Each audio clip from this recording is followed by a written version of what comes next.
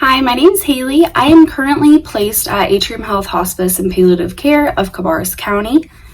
And to give a little agency background, we follow the National Hospice and Palliative Care Organization mission and values. All hospices have to follow that. So our mission is to lead and mobilize social change for improved care at the end of life.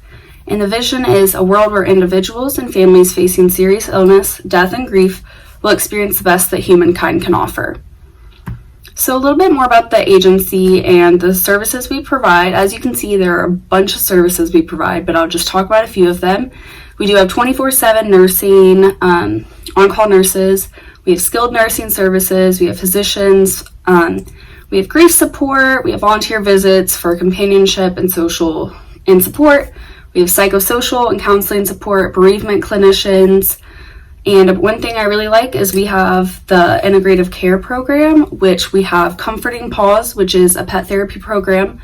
We have music therapy, and we also have an interlude choir of musicians that will come if a patient requests it or their family does. And we have Comforting Touch, Healing Energy, etc. We have a lot of cool programs to help patients and kind of get them through this. We also review and assist with medical and equipment. Hospice honestly does everything. We provide anything and everything you can think of, to be honest, for these patients. And so a little more where I'm placed, it is a 2-building, where I'm at most of the time, it's 2 buildings, and the first building is the administrative building, which I'm in for the first half of the day, and that's where I would do my tuck-in calls, which I'll speak to later, and that's where all of everybody, like the nurses, social workers, and everyone has their offices. So we kind of, I help out there with administrative duties. That's where I have my supervision, and I kind of hang out there for a little while. And then the second half of the day, on Thursdays specifically, I'll go to the Tucker Hospice House, which is our inpatient unit. It holds 26 patients, and usually our daily census is around like 10 to 16 patients. It just kind of differs. And hospice is a big operation, and we have a huge interdisciplinary team, and it's comprised of physicians, registered nurses, certified nursing assistants, social workers, bereavement clinicians, which are also social workers, and that's actually my supervisor is one. We have chaplains, pharmacists, volunteers, which is what I, in my role, am classified as, and home health aides. So some client information. The population we work with are patients who are experiencing terminal illness. And to be referred into hospice, you have to be declared by a physician to have 6 months or less to live. And one good thing I would say is that Medicaid does cover a good portion of the cost, especially in inpatient units. They cover about $165 a day, but as we all know, healthcare and medical expenses are astronomical, but we do try to help as much as we can, and the social workers can refer them to a lot of services. And for the demographics and diversity of the patients we have, on average, they're usually, if I had to guess, over 65 years old. But we do have some younger. The youngest patient we have right now, I believe, is 36. And I would say the majority of patients are either white or black. We are trying to reach out in the community and get more Hispanic population, and just reach out to communities who may not know about hospice and all the services we offer. And I would say there is a good mix of both men and women. I don't see one more than the other.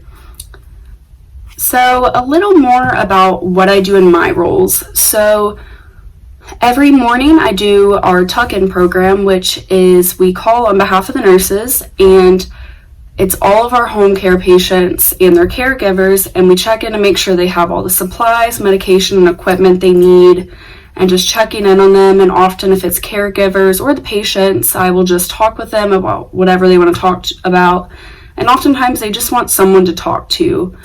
So I really enjoy that a lot, and it's very good for me. And I also make visits in the Tucker Hospice House, which is on site, and then I also go to different facilities. So the 2 sites I'm set up at are nursing homes. So I have around 10 or 12 patients combined at those 2, so I go and see them. I usually do one of them on Thursday and the other on Friday. And so I just go and chat with my patients and do whatever they want to do. And I also have to keep up with my documentation after every visit. I have to document it and submit it to my task supervisor. I also assist with administrative duties such as filing, paper flow, and all of that.